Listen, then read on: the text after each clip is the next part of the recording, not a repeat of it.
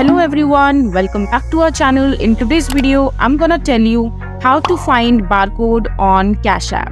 So it's a very quick and easy process, so make sure to follow along. And so in order to find your barcode on your Cashapp, you need to open Cashapp in your smartphone. Just open the application and here you will see this banking icon at the bottom left corner of your mobile screen. Just tap on it. Now just scroll down a bit until you see this option called paper money.